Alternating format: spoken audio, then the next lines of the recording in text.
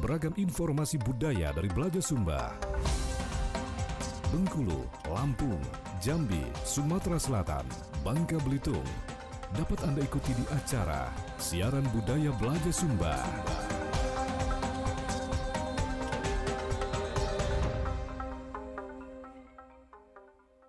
Assalamualaikum warahmatullahi wabarakatuh. Tentunya selamat siang dodolorku di mana baik berada pendengar RRI Sebelaja Sumba di pada kesempatan pada siang hari ini ya. Tepatnya di hari Sabtu tanggal 28 Desember 2024 bersama Perumpat RRI Palembang kita bertemu lagi dalam acara siaran Belaja Sumba dengan tentunya disiarkan secara langsung ya dari Perumpat RRI Palembang dan juga tentunya diikuti oleh RRI Perumpat Network Belaja Sumba Bengkulu di 91,7 FM, kemudian Lampung 88,5 FM, Jambi di 99,2 FM, Sungai Liat di 103,9 FM dan Palembang di 88,4 MHz. Nah, dulurku di mana berada pada kesempatan di suasana siang hari ini dalam siaran Belaja Sumba tentunya untuk seluruh pendengar ya yang ada di Palembang, di Sumatera Selatan dan juga sebelaja Sumba yang nanti kepengen bertanya langsung dengan narasumber kita, nanti kita persilahkan melalui line telepon di 0711 351656. Nah, tema apa yang bakal dibahas hari ini Cek Gaya? Tema yang bakal dibahas kita kali ini adalah tentang melalui peringatan pertempuran 5 hari 5 malam, kita tingkatkan semangat kebangsaan dalam menyongsong Indonesia Emas 2045. Nah, dan dodolorku tentunya narasumber sudah hadir di studio Perumpat RRI Palembang ini hari. Ini kakaknya Cik Gaya ya. Belagak ganteng seorang iya, seorang seniman dan juga budayawan Sumatera Selatan, Kak Febri Alintani. Apa kabar Kak Febri? Alhamdulillah baik. Sehat Kak Febri? Alhamdulillah sehat. Alhamdulillah sehat. Ini yang pasti dodolor dan juga pendengar pasti bertanya-tanya, Mak Manon yang tampilan Kak Febri. Ini kan kita disiarkan juga melalui YouTube Perumpat RRI Palembang. Jadi Pak Cak nyengok langsung tentunya tampilan dari Kak Febri. Ini bagaikan seorang pejuang sesuai dengan temanya. Ini mengenai melalui peringatan pertempuran perang 5 hari 5 malam. Betul Kak Febri. Pertempuran 5 hari 5 malam. Pertempuran 5 hari 5 malam dan tampilan Kak Febri kurang lebih seperti itu, seperti pejuang tempo dulu. Iya. Nuansa pejuang ya. Nuansa pejuangnya kejingo dan juga dapet itu ya. Oke, Kak Febri, kalau kita ngomongin tentang tentunya tema kita melalui peringatan pertempuran 5 hari 5 malam, kita tingkatkan semangat kebangsaan dan juga menyongsong Indonesia Emas. Sebenarnya apa sih yang melatar belakangi Kak Febri? Kan ini kan ada kegiatan dan kayaknya kegiatan ini sudah rutin dilakukan setiap tahun atau mulai dari kapan Ini Kak yang Febri? keempat. Ini yang sudah keempat. Jadi rutin yang diselenggarakan oleh komunitas ini yang keempat. Ini dilakukan oleh komunitas. Ya. Komunitas apa nih Kak Febri? Banyak komunitas. Sekitar 60-an komunitas. 60 komunitas Iya. tergabung Dalam panitia bersama. Jadi ada komunitas Batanghari 9, ada Kesultanan Palembang, Kesultanan Palembang Darussalam ya. dan kemudian ada komunitas-komunitas sosial budaya lainnya. Dan tahun ini istimewa ada keterlibatan dari pemerintah kota secara resmi dan juga dari Pangdam 2 Sriwijaya. Dari Pangdam 2 Sriwijaya. Oke, jadi artinya ada di sini ada dari pemerintah sendiri yang ikut serta andil untuk tentunya memberikan support begitu. Iya. Oke, latar belakang daripada kegiatan tentunya untuk peringatan pertempuran 5 hari 5 malam ini apa nih Kak Febri? Pertama bahwa di Sumatera Selatan ini ternyata ada peristiwa penting bagi perjuangan kemerdekaan, perjuangan mempertahankan kemerdekaan di tanah air. Yeah.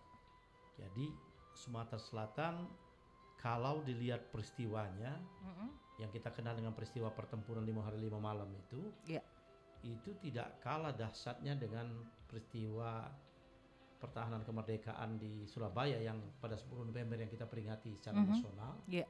Tapi juga ada juga Bandung Raya, ada juga Medan Area, dan beberapa tempat lain yang dikunjungi atau didatangi oleh Nika atau Belanda waktu itu, yang dia membonceng sekutu dan kemudian datang ke Indonesia pada tahun 45 akhir tahun 45 dan ingin kembali berkuasa, ingin kembali menjajah.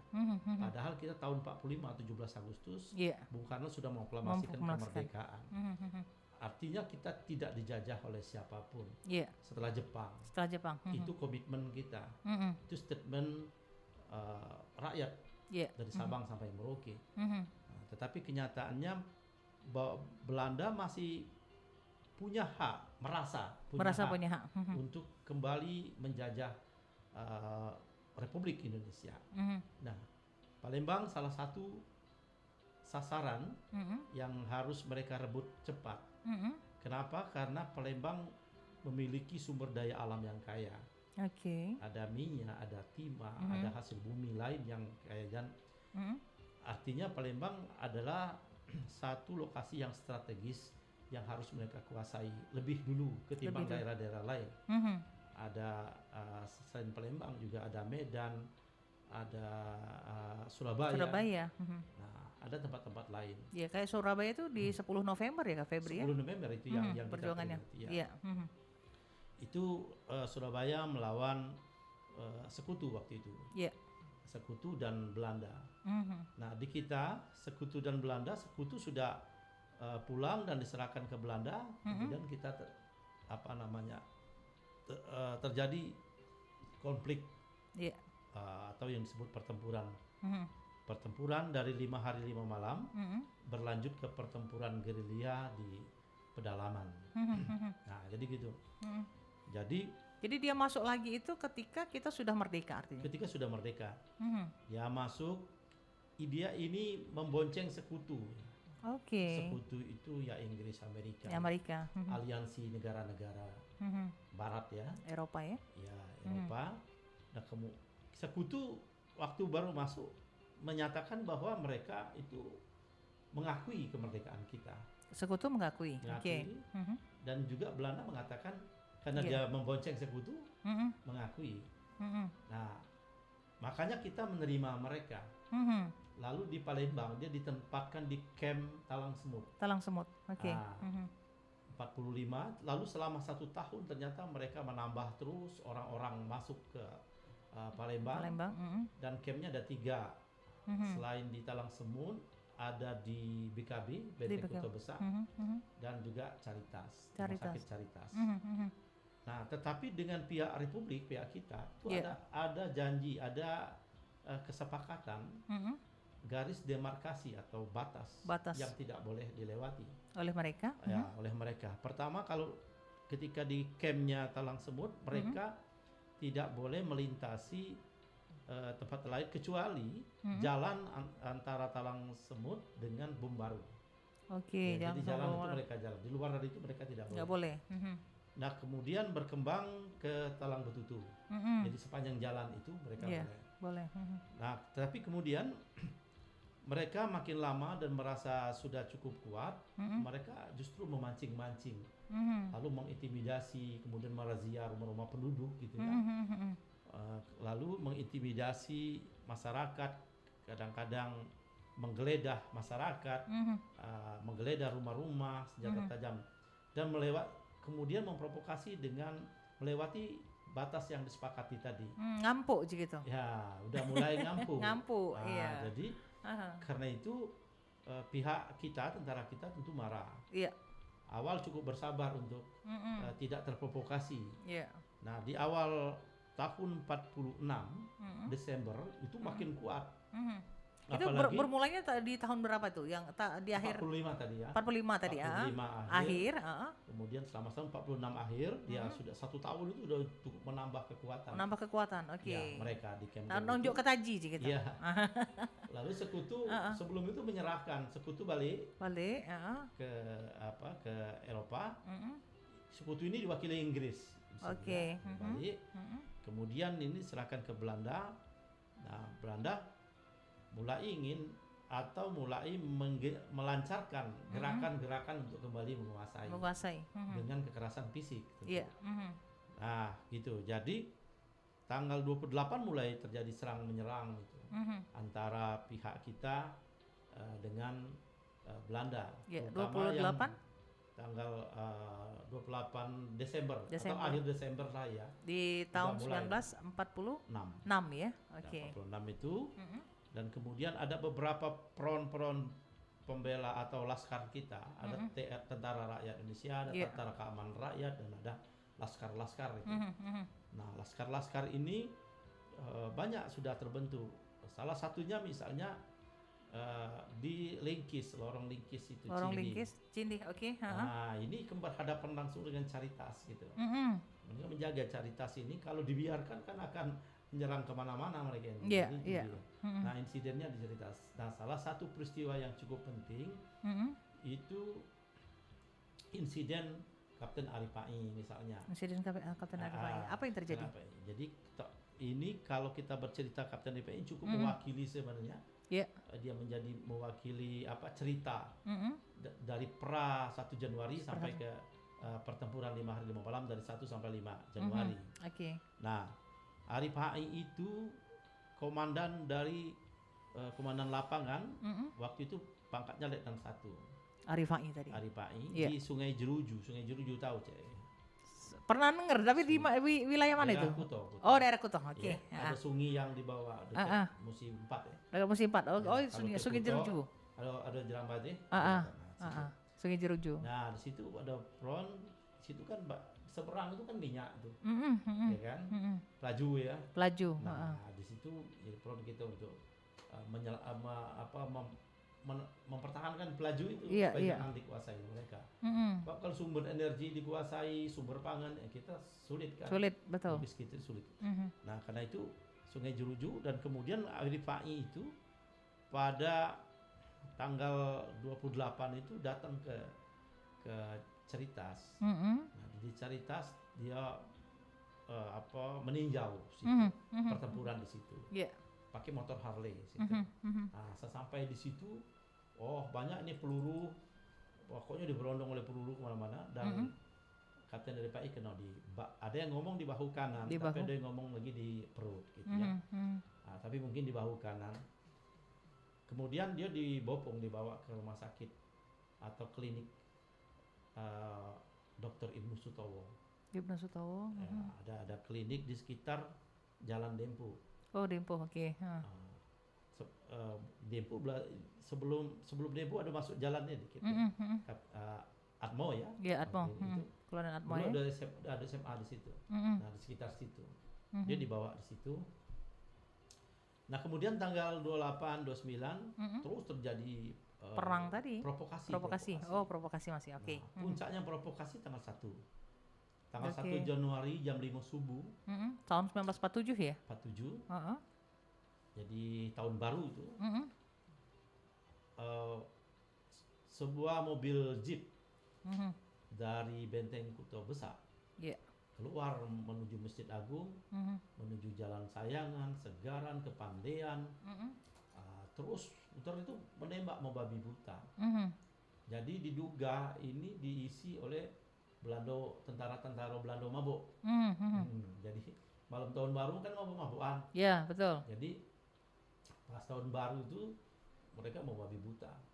Tapi mungkin itu direncanakan untuk memprovokasi.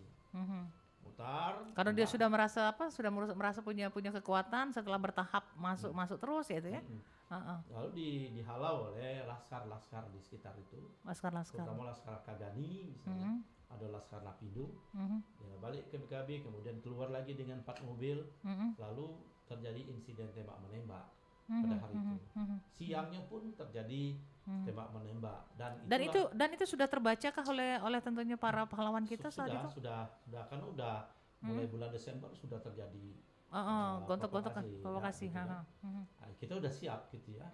Akhirnya terjadi. Nah, itulah mulai 1 Januari itulah mulai memicu terjadinya pertempuran 5 hari 5 malam itu. Oke. Nah, 1, tanggal 2, tanggal 3, tanggal 2 ada banyak korban ya. Lokasi-lokasinya itu di mana Pak itu?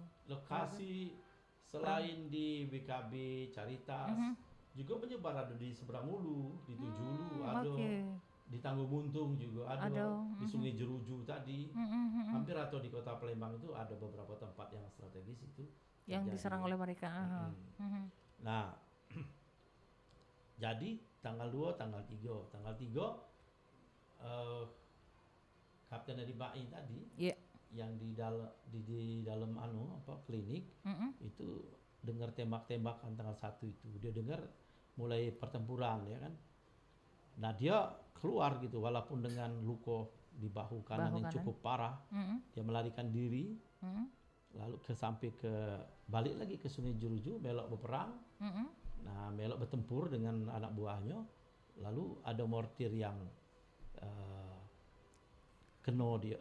mengenai jatuh di dekat dia. Dari sepin mortir itu kena badannya lemah, kemudian dia nyampak atau jatuh ke Sungai Jeruju. Gitu. Meninggal di situ. Meninggal di situ akhirnya. Nah, karena itu jalan Kapten Edi Bai itu ada di Caritas itu. Di Caritas itu untuk mengenang jasa dari Kapten Edi Bai. Ada simpang 4 Caritas sampai simpang 4 Bukit itu ya. Nah, itulah salah satu saja kan, banyak sekali. Menurut laporan dari Palang Merah Internasional mungkin ada sekitar 2.500 atau 3.000 nyawa yang melayang pada saat perang. Saat itu. 5 hari 5 malam. Nah, artinya apa? Artinya pertempuran 5 hari 5 malam dalam mempertahankan kemerdekaan itu cukup dahsyat dan itu salah satu bentuk partisipasi Palembang terhadap kemerdekaan. Nah, tapi persoalannya tidak pernah diperingati. Anak-anak lebih populer dengan 10 November. 10 November. Atau lebih paham dengan perang Jogja. Gitu ya. Atau Bandung Lautan Api. Atau Medan Area dan lain. Tetapi yang punya kita itu tidak pernah, karena nggak pernah diperingati, dia tidak muncul gitu ya. Nah, alasan pemerintah kenapa tidak diperingati karena itu tanggal 1 Januari. Jadi kesulitan untuk pendanaan. Sudah tutup buku lama, belum buka buku baru. Jadi ini masa pacaklik. Pacaklik pendanaan pemerintah. Ngapa pula dia nak perang ini tanggal 1 nih ani deh. Aman tahu kan disuruh jangan itu. Harus tanggal ini. Tetapi kan itu bukan alasan. Bukan alasan. Kalau sejarah berkaitan dengan sejarah. Ya aturan kan dibuat oleh manusia. Bagaimana hal-hal yang macam ini kalau di tanggal itu dia tetap harus diperingati. Nah, tinggal apakah punya kemauan atau tidak. Nah, tapi kemudian karena itu tidak diperingati, ya kami sebagai aktivis sejarah budaya tentu prihatin dengan itu dan kemudian lalu dengan kawan-kawan ayo kita bergerak bagaimana caranya memperingati itu. Jadi 4 tahun yang lalu kebetulan ada peresmian salah satu warung bakso di Palembang. Lalu ada Mas Aziz dari Bakso Granat. Dia mengajak bagaimana memperingati pertempuran 5 hari 5 malam. Kalau kami aktivis itu hampir setiap tahun sebenarnya udah memperingati, walaupun cuma dengan doa biasa. Doa, minum teh, minum kopi, selesai. Lalu saya bilang sama Aziz, karena Aziz cukup saya pikir sekitar orang 20-30 cukup Aziz untuk bakso Granat ya. Cukup konsumsi yang paling penting. Jadi saya tanya Aziz, mau jadi sponsor? Mau. Oke, kalau gitu kita garap. Lalu kita kumpul dari 2 orang menjadi 5 orang, 10 orang terus banyak dalam komunitas kita. Terkumpul sekitar 50 komunitas. 50 komunitas. Lalu swadana, swadaya, gotong royong prinsip kita. Akhirnya terkumpul uang sekitar 8 juta. Nah 8 juta pada pertama itu kita laksanakan pawai. Kemudian ada teatrikal. Semuanya serba apa adanya. Jadi yang kita cuma mengumpulkan dan siapa yang mau menyumbang silakan, sumbangan apapun. Mungkin ada sumbangan program, silakan. Tapi itu dalam rangka. Misalnya, saya mau bikin diskusi ya silakan. Di mana tempatnya silakan. Kalau dana yang 8 juta mungkin bisa support air mineral saja gitu ya. Lalu ada yang mau menyumbang, saya bawa kue 1 loyang, enggak apa-apa. kehadiran dia pun itu dianggap sumbangan. Oke. Jadi hadir meramaikan itu dianggap sumbangan. Karena itu tidak mengikat. Jadi kalau sumbangan sukarela artinya tidak ada batas. Batasnya 0 sampai tak terhingga. Jadi berapapun hadir itu bukan 0. Itu sudah. Jadi artinya pelaksanaan ini yang sudah dilaksanakan kurang lebih sampai 4 kali ya, 4 tahun berturut-turut begitu, Kak Febri ya. Ini artinya adanya kesamaan kesamaan pemikiran antara rekan-rekan yang ada dalam komunitas tersebut tentunya. Ya, adanya kesadaran dan para komunitas akan pentingnya makna dari peringatan pertempuran 5 hari 5 malam ini. Untuk memupuk rasa nasionalisme kita, bukan sekedar bernostalgia, bukan sekedar bergenit-genit ria ingin melaksanakan itu atau beromantis ria, bukan. Tetapi ini penting untuk menggugah kesadaran dan ini sejarah, bukan Bung Karno mengatakan bahwa jangan sekali-sekali melupakan sejarah atau jas merah. Jas merah. Okay. Nah, jadi ini ada beberapa kawan yang meskipun dia bukan anak pejuang misalnya, tapi ada muncul kasih kepada para pejuang, itu sudah cukup bagus. Nah, jadi sudah 4 kali, makin lama, makin tahun pertama, makin kedua lebih meningkat. Tahun kemarin cukup bagus juga responnya, kita kumpul dana sekitar 24 jutaan, belum lagi yang sumbangan-sumbangan yang non uang. Nah, tahun ini meningkat per hari ini sekarang ini mungkin sekitar 29 jutaan, mungkin bisa masuk lagi nanti. Alhamdulillah. Nah, ini uang ini kita gunakan untuk kegiatan-kegiatan support. Jadi ada kawan tadi bikin diskusi, kita support, kita juga ada kawan karena kawan-kawan yang misalnya bikin pameran gitu kan butuh ongkos, butuh apa itu untuk kepentingan support. Itu. Jadi itu kegiatan ini yang keempat dan istimewa tahun ini sudah ada terlibat dari pihak Pangdam, terlibat juga dari pihak Pemkot. Pemerintah kota ya. Jadi ini menambah semarak dan mudah-mudahan ke depan bisa lebih baik lagi. Tapi yang penting tahun ini meskipun dalam suasana yang menurut orang, ini kan suasana libur, tapi menurut kita justru dimanfaatkan suasana libur ini menjadi baik. Karena liburan ini ada orang-orang kita yang pulang ke Palembang. Baik yang bekerja, mahasiswa, yang pulang ke Palembang, atau orang lain yang sengaja untuk berlibur ke Palembang kan ada aktivitas semacam itu. Apakah ini akan menjadi sebuah sebuah event tahunan seperti itu? Agenda tahunan? Ya, rencana kita seperti itu, agenda rutin tahunan dan sudah menjadi cerming event.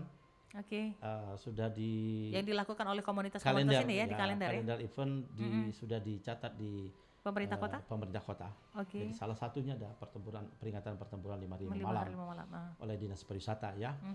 Ya kan bisa mengundang ini, Kak Febri bisa mengundang tentunya antusias daripada masyarakat lain dari kota lain mungkin yang datang ke Palembang saat liburan seperti ini begitu kan? Betul. Jadi itu dalam perspektif pariwisata, ini kan potensi betul. Misalnya ada beberapa kegiatan kita juga mungkin potensi dikembangkan, misalnya fashion show misalnya, kedua karnaval. Itu kan bisa memicu kreativitas masyarakat untuk lebih kreatif dalam berkarya.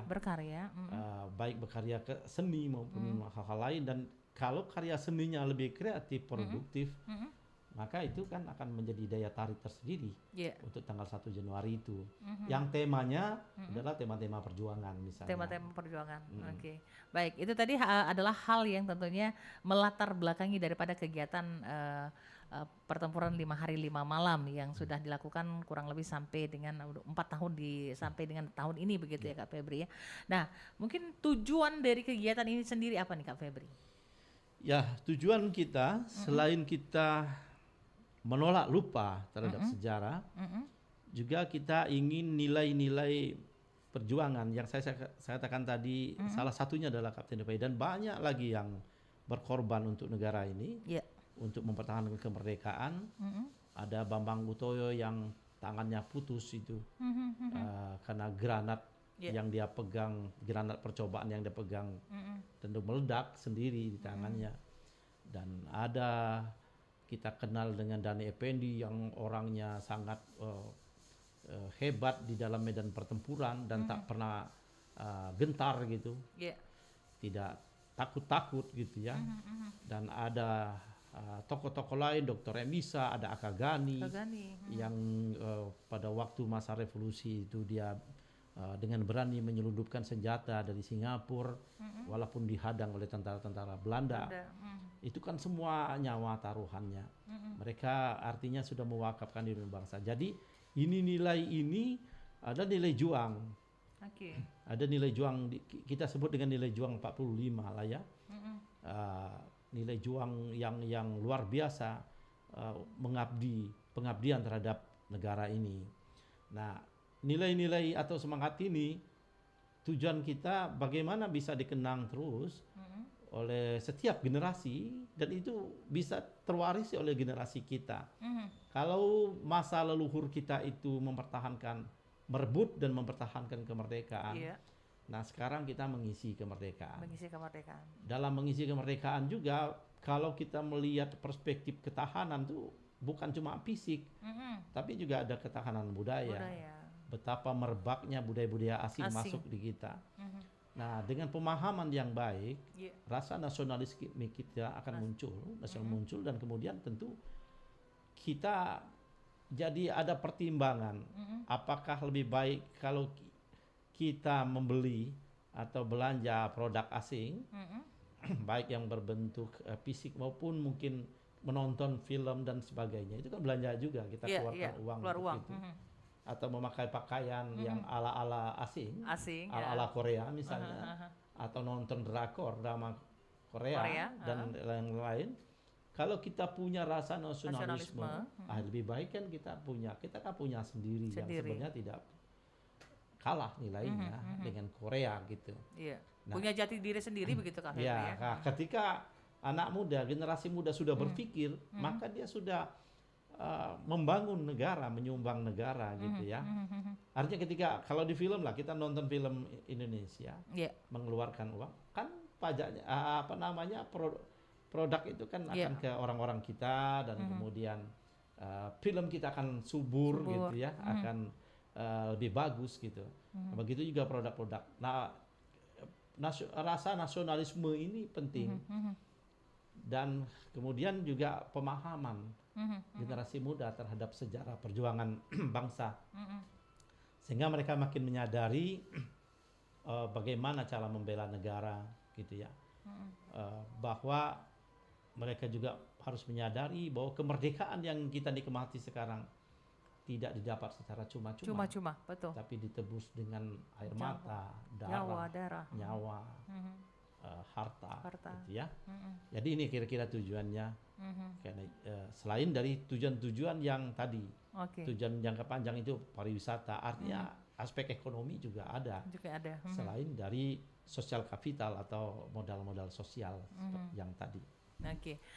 Dulur pendengar dimanapun Anda berada, yang pasti yang mendengarkan siaran melalui Pro 4 RRI Palembang dan juga melalui RRI Sebelaja Sumba, Lampung, kemudian Sungai Liat, Jambi ya, kemudian juga Bengkulu ya, yang mendengarkan siaran kita, silakan saja kalau ingin bertanya langsung dengan narasumber melalui line telepon di 0711 35 1656 ya. Dan yang pastinya untuk Anda pastinya pendengar, kami nantikan partisipasinya di line telepon 0711 35 1656. Kita akan kembali lagi Kak Febri, tapi sebelumnya kita akan dengarkan dulu yang berikut ini. Ya ampun Farel, ngapa sapulu di emak kau tuh kau lapaskan? Nah untuk apa? Mau buat tangkai bendera ya. Bentar lagi kan 17 Agustus. Farel mau kasih kawan-kawan untuk pasang di sepeda. Seru kan ya? Iya, tapi kan mak kau tak bisa nyapu nanti. Farel dengar ya, sapu nih kalau lepas ikatannya atau sikit batang lidiknya, ini ndak bisa untuk nyapu. Sama gak halnya negara kita nih Farel. Kalau masyarakatnya bercerai-berai, negara kita ni mudah dikalahkan. Oh iya, Farel ingat. Bersatu kita teguh, bercerai kita tentu. Jadi, tangkai benderanya pakai apa ya? Tuh, di belakang rumah kan banyak bambu. Dah, yuk kita buat sama-sama. Asik. Farel dan kawan-kawan punya bendera merah putih.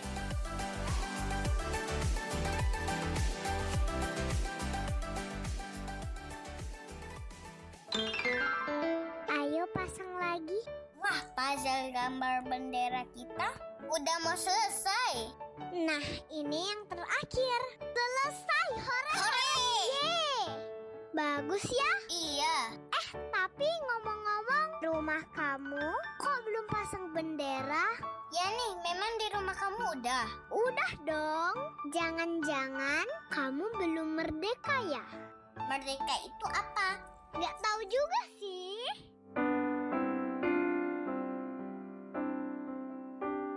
Dulu untuk mengibarkan bendera merah putih butuh perjuangan. Sekarang tinggal pasang, apa susahnya sih?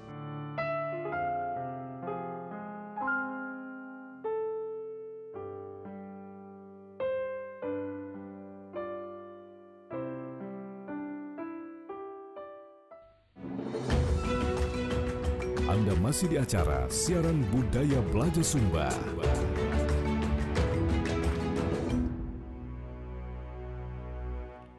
Oke, 88,4 MHz perempat RRI Palembang, Suara Budaya Sumatera Selatan. Dulurku di mana bae berado di suasana kesempatan tentunya siang hari ini ya. Kita mempersilahkan baik kalau yang nak kepengen bertanya di line telepon 0711 351 656 di acara Siaran Belajar Sumba dengan tema melalui peringatan pertempuran 5 hari 5 malam. Kita tingkatkan semangat kebangsaan dalam menyongsong Indonesia Emas 2045. Nah, balik lagi ke Kak Febri sebagai tentunya narasumber kita di kesempatan siang hari ini. Kak Febri, kaitannya dengan tema kita melalui peringatan pertempuran 5 hari 5 malam, kita akan meningkatkan semangat kebangsaan dalam menyongsong Indonesia Emas tentunya 2045. Artinya kita di sini kalau Kak Febri sudah bercerita mengenal latar belakang kegiatan yang akan dilaksanakan mulai dari hari ini ya Febri ya? Kalau nggak salah pembukaannya ya? Ya, pembukaan hari ini. Hari ini ya, sampai dengan tanggal 1. 5 hari, sesuai dengan tema 5 hari 5 malam. 5 hari 5 malam. Tapi malamnya nggak kita pakai. Oh, jadi 5 hari. 5 hari saja. 5 hari saja, tapi tidak pakai 5 malam. Malam jadi begadang. Begadang 5 malam. Jadi tanggal 1 itu puncak, 1 Januari. Tahun-tahun kemarin kita jadikan tanggal 1 di awal. Iya. Tanggal 5 penutup. Ya. Ini kita balik jadi tanggal 25. Jadi diadakan 1 tahun persis sebenarnya. Oke, pas satu tahun persis ya. Sampai tanggal 1. Tanggal 1 ya. Perubahan tahun dari tahun 2004 tahun 2025. Jadi setahun. 1 tahun. Nah, tanggal 1 itu nanti ada pawai. Oke, itu kegiatan-kegiatannya. Ya. Tanggal 2 ini kan tadi ya sudah ya. Iya. Ada pameran foto, ada pameran jadul. Gitu. Itu jadi dari tanggal 25 ya? Tanggal 25 sampai tanggal 1 itu. Tanggal 1. Terus ada nanti di hari itu ada parade, ada lomba puisi, ada lomba nyanyi, tema perjuangan, juga ada parade puisi, ada juga hiburannya standby gitu. Selama 5 hari tidak malam ya. Cukup 5 harinya saja. Nah, kemudian tanggal karena 1, agak rengka kalau sampai malam ya. Agak rengka. Iya. Nggak kawal lagi. Nah, nanti tanggal 1 itu puncak ada pawai. Nah, teatrikal sengaja tidak kita laksanakan tahun ini karena teatrikal itu sudah pihak Kodam yang mengadakan.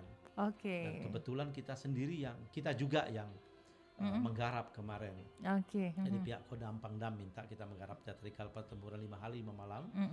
Seharusnya digelar pada hari Juang Kartika Angkatan Darat tanggal 15 Desember. Tapi diundur menjadi sekitar awal Januari. Oh, itu Ya. acaranya akan ada di awal Januari. Ada teatrikal, tapi itu pihak Kodam. Kodam. Penasaran? Mm-mm. Aha. Nah, kalau harusnya tanggal 1 Januari kita adakan teatrikal itu, Iya. karena dia nanti waktunya di awal Januari ada kan double nantinya. Iya, double. Nah, karena itu kita tidak mengadakan teatrikal tahun ini, tapi cukup Kodam saja yang mengadakan teatrikal. Oke. Jadi di puncak teatrikalnya itu di Kodam. Kita belum tahu tanggalnya, apakah tanggal 5 atau tanggal 6. Tapi itu dalam rangka HUT Kodam. HUT Kodam. HUT Kodam itu sekitar tanggal 1 Januari dan juga sebenarnya 5 hari itu peringatan pertempuran 5 hari 5 malam juga. Iya. Nah, gitu. Nah, ada juga tanggal 1 itu selain pawai ada tali asih kepeteran. Tali asih keveteran. Oke. Tali asih veteran itu kemudian kita membuka bagi masyarakat yang ingin menyampaikan tali asihnya ke veteran. Nah, ini tahun ini dari Dinas Pendidikan sudah merekrut para siswa. Jadi siswa sendiri nanti yang akan memberikan tali asih itu. Entah bentuknya apa, mungkin bentuknya cuman kain 1 lembar misalnya. Diberikan kepada veteran. Veteran. Oke. Tapi yang kita inginkan nilainya, tali asih itu bukan nilai materi. Materi, betul. Tapi nilai moralnya. Nilai menghargai dan menghormati pejuang itu sendiri begitu. Kan menarik kalau misalnya siswa memberikan apapun bentuknya gitu ya. Generasi ini generasi penerus yang memberikan kepada pejuang begitu ya dulu ya. Terima kasih, Pak. Kan begitu. Ya. Nah, ini lebih menyentuh saya kira. Dan kita ingin sebenarnya tujuan jangka panjangnya itu pada tiap-tiap tanggal 1 Januari sampai tanggal 5 itu kita memberikan entah bentuknya di medsos itu. Terima kasih pejuang. Oke. Dan ucapan-ucapan seperti itu, seperti Hari Ibu lah ya. Kita ingin secara masif nanti. Jadi itu yang tujuan jangka panjangnya kita. Nah, inilah kegiatan-kegiatan yang dilakukan terkait dengan itu. Dan lagi-lagi apakah ini dilaksanakan secara megah? Bukan juga tujuan kita megah itu. Karena kita sesuaikan dengan sumbangan yang ada. Jadi setiap tahun kita tidak punya target apakah kegiatan itu besar atau tidak. Tetapi berapa dana yang masuk itu yang kita, atau berapa sumber daya yang masuk itu yang kita olah.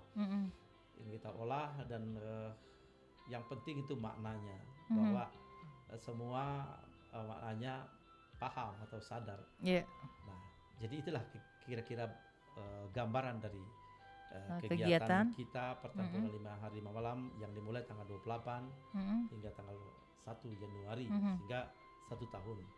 Tadi kan sempat Kak Febri menyinggung mengenai bahwa kayak di daerah-daerah lain seperti itu ya, bahwa pertempuran-pertempuran seperti yang ada di Surabaya dengan 10 Novembernya, kemudian Bandung Lautan Api, sementara Palembang sendiri ini mungkin ada yang tahu mungkin ya, tapi mungkin tidak banyak atau mungkin tidak ada karena kurangnya diperingati itu yang membuat akhirnya masyarakat menjadi seakan-akan abai nih terhadap bahwa di sini di Palembang juga ada perjuangan yang sama seperti yang ada di daerah-daerah lain seperti itu Kak Febri. Nah, kembali kepada kata Kak Febri tadi ini dengan tema kita untuk tentunya meningkatkan semangat. Nah, semangat nasionalisme dan juga patriotisme. Kalau kita lihat dengan apa yang ada di saat sekarang ini, anak-anak muda saat sekarang ini, bagaimana menurut penilaian Kak Febri sendiri tentunya terhadap nilai nasionalisme dan patriotisme daripada anak-anak terhadap para pejuang itu sendiri dan juga sejarahnya itu sendiri? Pandangan saya secara umum sebenarnya generasi muda kita itu hampir minim informasi tentang sejarah, informasi tentang sejarah. Karena pertama di sekolah-sekolah tidak ada muatan lokal tentang sejarah, sehingga mereka tentu ingin mungkin atau justru bertanya bagaimana cara mereka untuk mewujudkan atau menjalani kehidupan di negara Indonesia ini harusnya seperti apa? Seperti apa? Kalau tidak ada narasi yang sampai ke mereka tentang sejarah tentu tidak paham. Karena itu gamang. Jadi menjalani hidup dengan kegamangan, sehingga apa yang populer yang mereka dapatkan, yaitu mereka bisa hanyut dalam arus kebudayaan asing. Gitu. Sementara kebudayaan sendiri tidak begitu kenal. Mungkin saja ada yang mereka ingin mengetahui, tapi tadi. Nah, jadi karena itu wajar kalau misalnya budaya asing semacam drakor itu didemeni oleh anak-anak muda. Sedangkan karena gempurannya luar biasa gitu kan. Karena ketidakpahaman daripada anak itu sendiri juga. Nah, inilah yang dimaksud kita dengan ketahanan budaya. Ya, jadi ini seharusnya ke depan di tataran lokal itu ada kebijakan. Jadi ada kebijakan bagaimana anak-anak itu sedari dini anak-anak sudah ditanamkan rasa nasionalisme dengan pemahaman-pemahaman kesejarahan dan kebudayaan kita, budaya Indonesia. Palembang misalnya, Palembang ini kan punya latar belakang yang cukup panjang. Sudah abad 7 sudah dikunjungi ramai orang, jadi sudah menjadi kota internasional. Sudah menjadi bandar internasional. Palembang itu sudah menjadi tujuan jalur rempah, dilewati oleh jalur rempah, jalur sutra, kan gitu. Sudah banyak bangsa asing ke sini. Tentu dengan kondisi seperti itu banyak juga memunculkan selain hal-hal yang positif, artinya menambah kekayaan kebudayaan, tapi juga terjadikan konflik-konflik antara penguasa politik. Dari mulai masa Sriwijaya masuk ke masa kerajaan dan Kesultanan Palembang, lalu Kesultanan Palembang dikuasai oleh Belanda. Nah, jadi tempat ini menjadi tempat tujuan orang, karena kita ibarat pepatah, di mana ada gula, di situ ada semut. Ya, di mana ada semut di situ ada gula. Ya. Jadi semut binasa karena gula. Gitu ya. Nah, jadi gitu.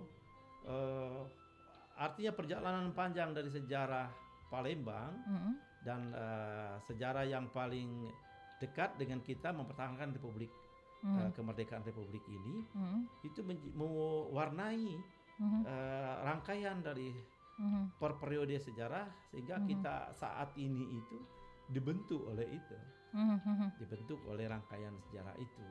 Nah, karena itu mutlak penting bagi generasi muda untuk memahami itu.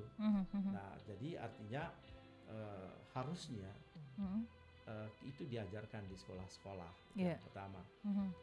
Yang kedua juga media itu berperan penting. Nah, jadi kalau media tidak punya rasa nasionalisme seperti itu, maka dia akan terjebak juga sebagai media-media iklan. Media iklan siapa? Iklan kapital. Dan justru iklan imperialis. Kan jajahan sekarang itu berubah. Nggak secara langsung lagi gitu kan. Kalau dulu kita jengok ini Belando ini. Wongnya putih, besar, tinggi, rambut pirang gitu ya.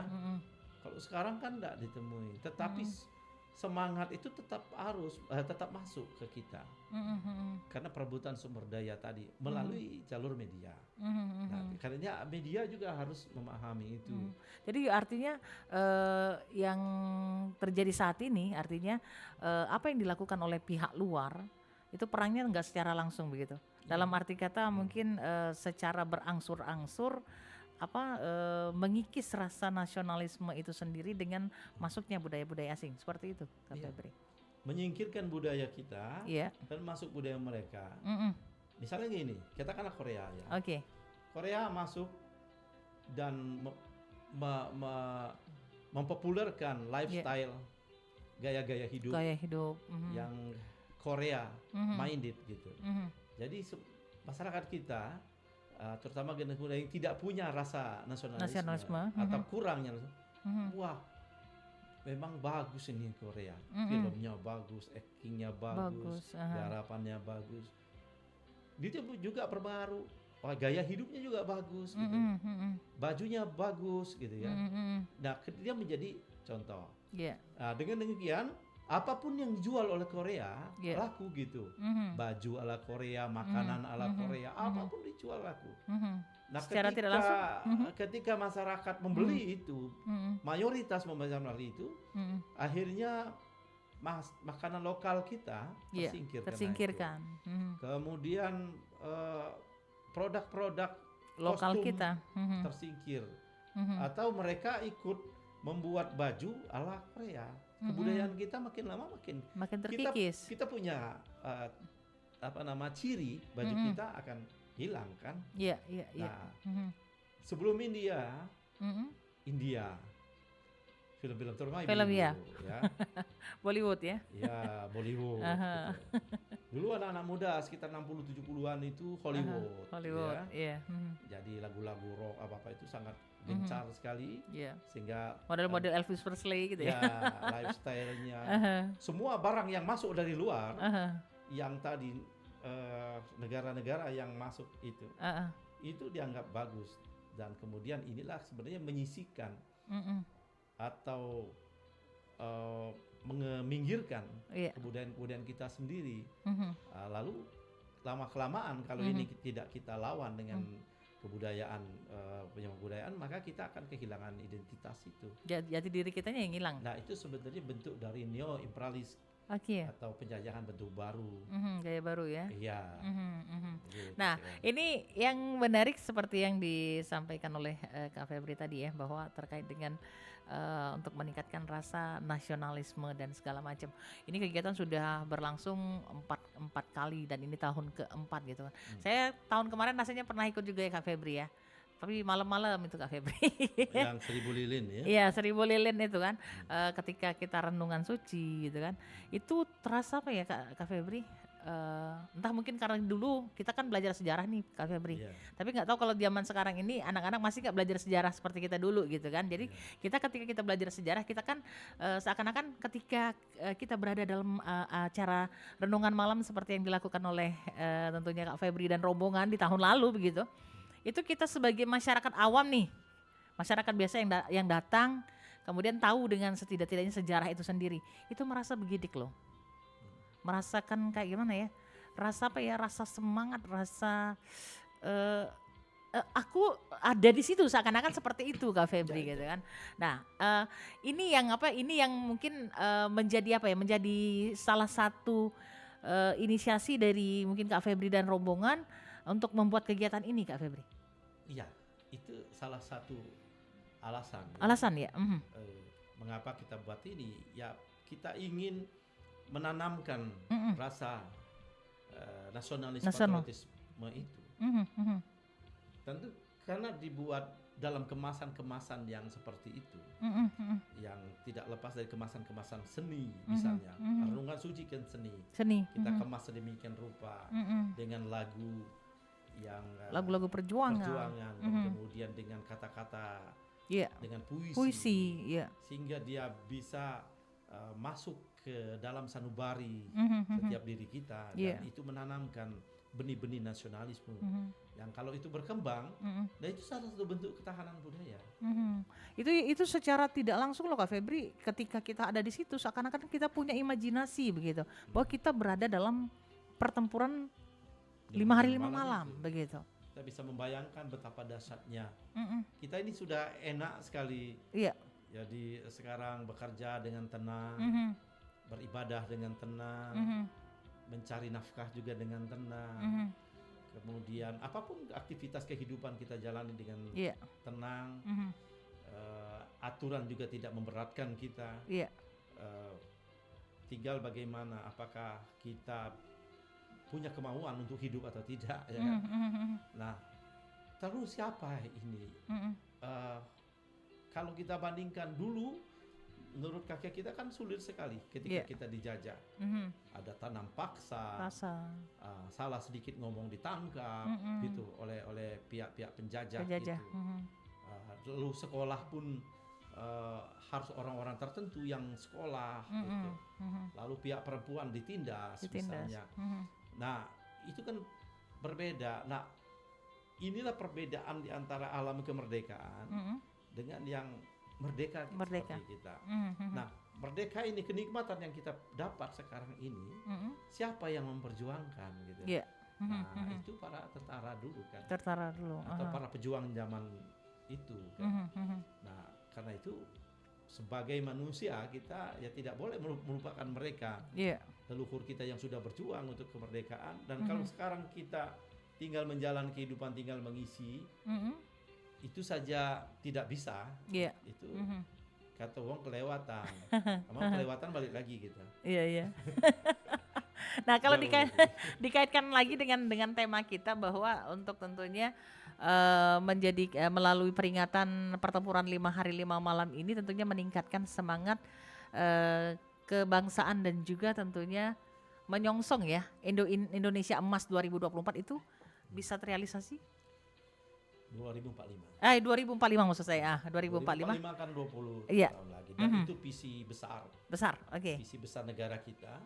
Bagaimana 2045 itu menjadi negara bagian termasuk dari negara maju di dunia. Oke.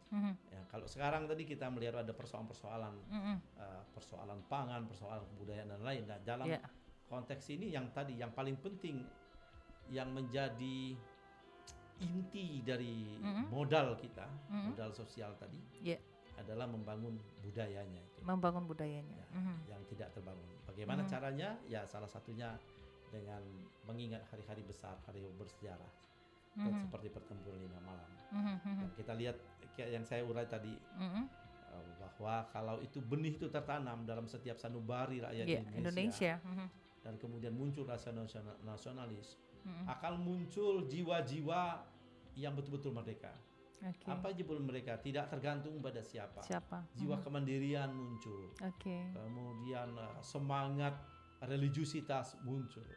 Nah, dengan adanya itu muncul nanti kreativitas, muncul inovasi, muncul hasil-hasil cipta karya dari warga, dari masyarakat kita. Ya, kalau sudah seperti itu kita bisa memenuhi kebutuhan sendiri. Impor tidak perlu. Ya, kecuali kalau betul-betul tidak ada. Tapi ini kita negara yang kaya. Tapi masih mengimpor beras misalnya. Untuk apa impor beras? Gitu ya. Dulu masyarakat petani itu pergi ke hutan-hutan, naik bukit, turun bukit, dan pergi ke pinggir-pinggir sungai mencari untuk bertanam padi. Mereka tidak punya uang. Mereka cuma bertanam padi panen mereka makan beras. Untuk lauk pauk mereka mancing di sungai. Dan bahkan mereka bisa surplus. Nah, tapi ini sejalan dengan perkembangan tentu tidak seperti itu. Tetapi maksud saya, kalau kita punya jiwa yang seperti itu, semua kebutuhan bisa dibuat. Itu karena budayanya dulu. Jiwa individual dulu yang kuat dulu. Baru bisa ya. Dan manusia dilahirkan dengan berbagai talenta. Tidak cuma petani artinya. Ada yang bertalenta pedagang. Tapi juga ada yang bertalenta meng-create sesuatu. Artinya kalau kita katakan industri, pertanyaannya kenapa kita belum ada orang yang bisa meng-create atau negara belum berani membuat produk mobil sendiri misalnya gitu. Atau membuat sesuatu handphone dari produk Indonesia produk Cina dan lain. Kenapa? Karena sumber dayanya kita tidak ada. Kenapa karena budayanya tidak.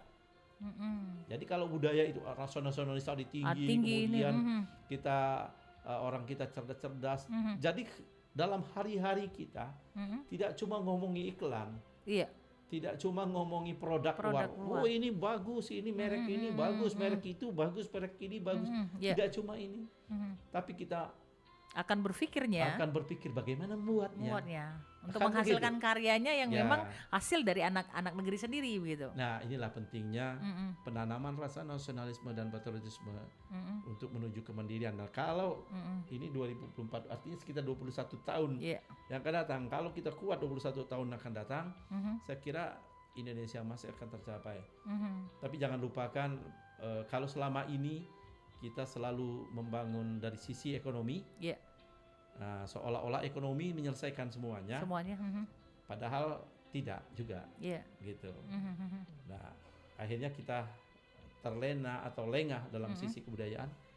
Kebudayaan diserang dari luar, dan kemudian juga mereka mengeruk ekonomi dari kebudayaan itu sendiri. Jadi ekonomi juga nggak terlalu maju, tapi budaya lemah. Tapi kalau budaya menjadi kuat sebagai fondasi dari pembangunan ekonomi, saya kira itu lebih baik. Jadi masyarakat kita lebih, termasuk budaya korup, misalnya korupsi itu dimunculkan karena budayanya lemah. Orang-orang yang berbudaya tentu tidak seperti itu. Misalnya Jepang itu membangun maju ya, teknologinya maju, tapi budaya Sintoismenya masih tetap dipegang. Artinya nilai-nilai kehidupan itu tetap pegang. Nilai-nilai luhur yang ada pada jati diri negara itu sendiri tetap dipegang begitu. Tetap dipegang. Nah, inilah menjadi dasar mereka. Rasa malu mereka tinggi. Nah, kenapa rasa malu tinggi? Nah, tadi kalau kita ini di pertempuran 5 hari 5 malam, kita melihat salah satu tadi misalnya Kapten Aripayo. Mereka tahan mati untuk mempertahankan kemerdekaan. Mereka malu kalau hanya duduk di dalam di ruangan. Dirawat, walaupun harus dirawat meskipun, tapi dia tetap turun karena tidak mau dikatakan pengecut misalnya. Nah, keberanian itu rasa malu. Orang di Jepang itu kalau kita baca-baca berita, anak buahnya gagal, dia yang mundur. Kalau dia gagal, dia bisa bunuh diri gitu. Hierarki dia sampai. Bukan hierarki, rasa tanggung jawab. Kalau misalnya dia menjadi satu pejabat, anak buahnya berbuat kesalahan, dia yang mundur. Dia merasa tidak mampu untuk mendidik anak buahnya. Apalagi dia sendiri, malu dia, merasa tidak mampu mengemban. Lah kita terus maju saja. Jangankan itu, kita lihat beberapa koruptor mencalonkan diri senyum-senyum saja. Tidak ada malu. Kenapa? Karena budaya malu hilang. Dan itu budaya. Nah, ini sangat memprihatinkan sekali ya. Bagaimana mau menuju Indonesia Emas 2045 ya. Artinya apa? Jangan dianggap enteng. Peringatan pertempuran seperti ini. Betul. Menanam, mungkin tidak seperti kita membangun. Kalau kita membangun bangunan fisik, 1 minggu sudah kelihatan pondasinya. Berapa bulan kemudian sudah kelihatan wujud fisiknya. Kali ini mungkin tidak kelihatan. Tapi tadi Gaya tadi ketika mengikuti itu kan tertanam di situ. Jadi kalau terus menerus itu muncul kesadaran, aku harus bela negaraku ini. Kalau aku moralnya jelek, bagaimana membela negara? Kalau aku katik malu, mana enggak? Jadi malu harus lebih ditingkatkan. Rasa ingin tahu lebih harus ditingkatkan, sehingga harus membaca dan literasi lebih banyak, supaya kita samalah paling tidak dengan para pendahulu kita yang berani-berani itu. Atau ketika kita mendengarkan Bung Karno yang berapi-api, bagus betul itu. Bagaimana kita bisa berorasi? Bung Karno ternyata membaca banyak buku. Nah, ini Kak Febri, kalau kita ngomongin tentunya tentang pertemuan 5 hari 5 malam yang kegiatannya sudah diinisiasi oleh Kak Febri dan kawan-kawan yang dari komunitas begitu ya. Ini kan dari tahun ke tahun nih. Dari tahun ke tahun ini kalau Kak Febri lihat perkembangannya begitu, itu bagaimana nih tentang antusias daripada mungkin orang masyarakat Kota Palembang sendiri? Cukup baik. Jadi tiap tahun ada progres. Setiap tahun ada progres, alhamdulillah ya. Saya katakan tadi, progres sumbangan makin lama makin meningkat. Oke. Ya, tahun kemarin mungkin tahun pertama mungkin sekitar 8 juta. Tahun kedua belasan juta. Tahun ketiga 20-an ke atas. Tahun ini pada saat ini itu sampai dengan detik ini ya. Dana yang uang ya. Belum ditambah itu hampir 30 juta. 30 jutaan. Masya Allah, artinya antusias dan orangnya pun. Kalau tahun kemarin para pejabat belum banyak menyumbang. Sekarang tahun ini banyak menyumbang. Jadi pejabat ada wali kota terpilih menyumbang, anggota dewan dari provinsi menyumbang, kemudian ada PJ, mantan PJ wali kota menyumbang, Pemkot terlibat, Kodam juga terlibat. Jadi tahun ini Alhamdulillah begitu ya. Alhamdulillah cukup meningkat. Mhm. Nah, mudah-mudahan puncaknya tahun kelima nanti, yang 5 tahun ke depan, kita mungkin ini bisa menjadi event yang bertaraf nasional ya, sehingga ini bisa menjadi apa ya, menjadikan tentunya para pengunjung ataupun wisatawan dari luar itu bisa datang ke sini untuk melihat secara langsung begitu kan. Nanti kita jauh-jauh hari kita sudah menggarap ini dan mudah-mudahan bisa ditanggung pihak sponsor juga, karena udah ini sudah cukup sukses, sudah banyak menarik minat masyarakat. Jadi kalau yang diharapkan oleh sponsor value, makin banyak orang melihat itu, atau makin banyak orang yang antusias terhadap itu, mereka akan menanam atau menyumbang gitu. Mudah-mudahan ke depan ada sponsor yang bisa menyumbang dari berbagai kegiatan yang ada. Dan tadi tujuan kita paling tidak menjadi jangka menengah kita menjadi tujuan wisata, itu akan tercapai. Bukankah misalnya Jember Carnival itu dimulai dari hal yang kecil dan dia tidak punya sejarah, tidak punya basis sejarah. Sejarahnya. Nah, dari karnaval yang kecil kemudian sekarang menjadi kunjungan, dan kita punya basis sejarah.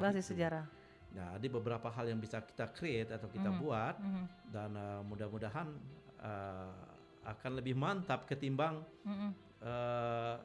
kegiatan-kegiatan yang tidak punya basis sejarah tapi toh mereka bisa lebat. Masa kita kalah dengan itu? Apalagi kita ada basis sejarahnya. Ada basis sejarah.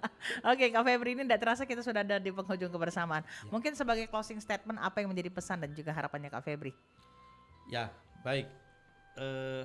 Saya mengajak semua pihak, terutama yang berada di Sumatera Selatan atau Kota Palembang, mari kita dengan kesadaran penuh tidak melupakan sejarah perjuangan para leluhur kita. Nah, ini ada momen yang sudah dibentuk oleh leluhur kita, atau sudah terbentuk, sudah ditakdirkan dari 1 sampai 5 Januari adalah pertempuran 5 hari 5 malam. Setidaknya pada momen ini kita mencoba mengingat dan merenungkan betapa para leluhur kita itu telah berjuang mati-matian untuk kita semua. Dan adakah rasa yang menggugah kita bahwa kita bisa menuliskan sesuatu misalnya, itu paling tidak di medsos, selamat hari pertempuran 5 hari 5 malam. Terima kasih para pejuang. Nah, paling tidak seperti itu. Atau mari kita gaungkan bersama begitu ya. Membuat satu simbol. Lalu berikut kami mengajak terutama yang di pemerintah, yang di masyarakat Palembang, pada ini pembukaan dan mungkin beberapa hari silakan kunjungi gedung kesenian dan kita bisa berdialog di situ. Karena ada diskusi-diskusi juga nanti selama 3 hari, ada diskusi dengan tema perjuangan dan juga pada tanggal 1 Januari pada hari puncak, mari kita bersama-sama meramaikan.